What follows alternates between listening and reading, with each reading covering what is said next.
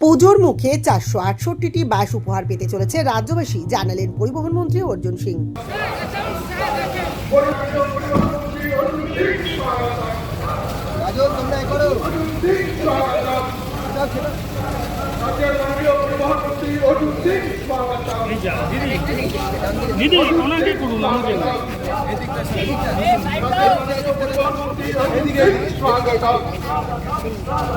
Arjun Singh, welcome.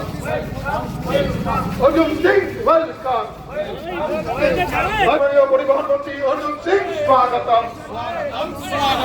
Arjun Singh स्वागतम. Arjun Singh welcome. Arjun Singh welcome. Double engine সরকার পরিবহন ব্যবস্থাকে ঢেলে সাজানোর উদ্যোগ নিয়েছে। কলকাতার ঐতিহ্যবাহী ট্রাম পরিষেবা যেমন ফিরিয়ে আনার উদ্যোগ নিয়েছে, তেমনি রাতভর পরিবহন ব্যবস্থা সচল রাখার পরিকল্পনা নিয়েছে শুভেন্দু অধিকারী নেতৃত্বাধীন সরকার। এবার কলকাতার সঙ্গে শহরতলিকে জুড়তে মঙ্গলবার বারাকপুর পুরাতন কোর্ট থেকে এক্সপ্ল্যানেড পর্যন্ত এই নয়া বাস রুটের উদ্বোধন করেন রাজ্যের পরিবহন ও শ্রম দপ্তরের মন্ত্রী অর্জুন সিং। মন্ত্রী জানান, প্রধানমন্ত্রী মোদীজির আশীর্বাদে মুখ্যমন্ত্রী শুভেন্দু অধিকারী পুজোর মুখে 468টি বাস রাজ্যবাসীকে উপহার দিতে চলেছেন।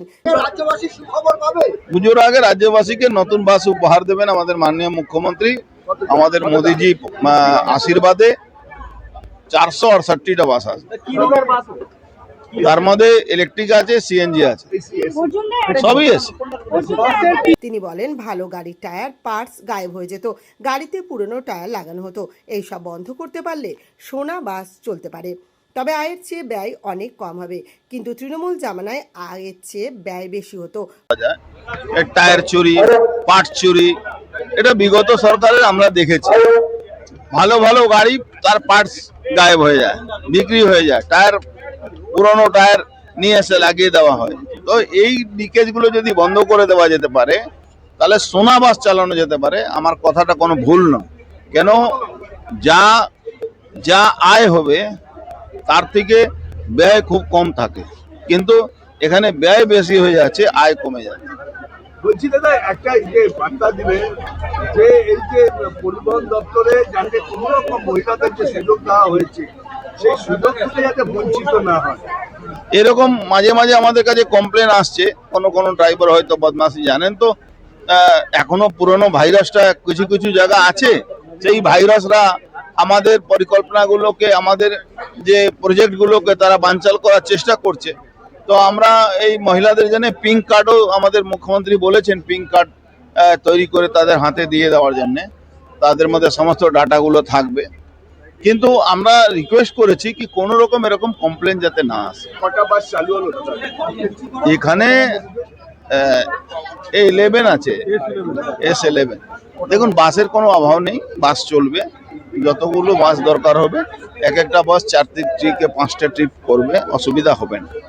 যেখান থেকে বাস চালু হচ্ছে এই জায়গাটা রুগ্ন অবস্থায় রয়েছে, কার্যত বহু বাস বন্ধ, বহু রুট MM5 উঠে গেছে, 85ও ওঠার মুখে ছিল। আপনি 85 উঠে গেছে, 85-এ যে প্রাইভেট বাস ছিল উঠে গেছে। আমি তাদেরকে রিকোয়েস্ট করেছি আবার বাস নিয়ে আসুন আপনারা, আমরা পারমিট দিয়ে দেবো।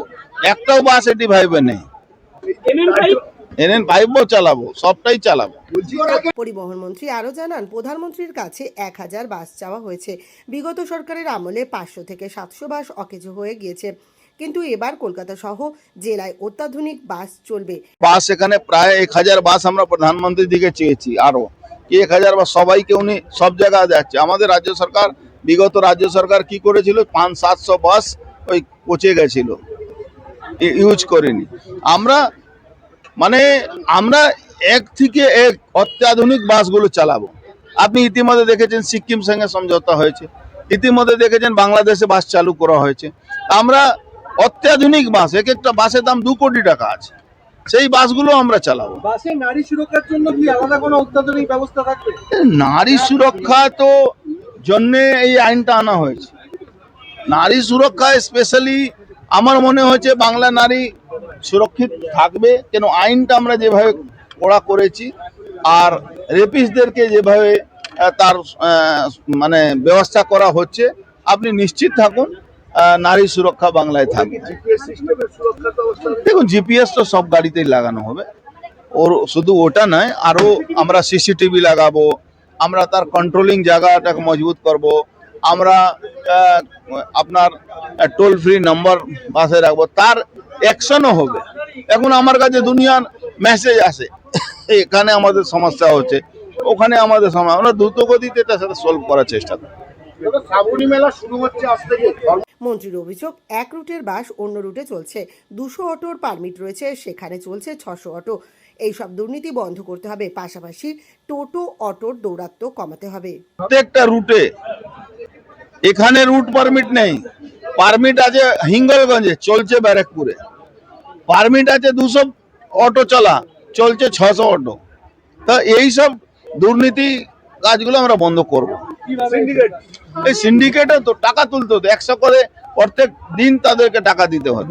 আমি বলছি যেখানে তোমার পারমিট আছে সেখানে চালাও। আগামী দিনে যে ঐতিহ্যবাহী দোতলা বাস সেটা কি দেখা যাবে? দেখুন, দোতলা বাস এখানে সাকসেস নেই। আমরা ট্যুরিজম যদি আমাদের সঙ্গে কথা বলে, ট্যুরিজম সঙ্গে আমরা কথা বলছি, কিছু কিছু ট্যুরিজম জায়গাতে ওপেন হুড করা বাস, যেটা ঠান্ডা সময় শীতকালে চলানো যেতে পারে, বিদেশে যেরকম, আমরা সেরকম ব্যবস্থা কিছু করবো। কিরকম হবে সেটা?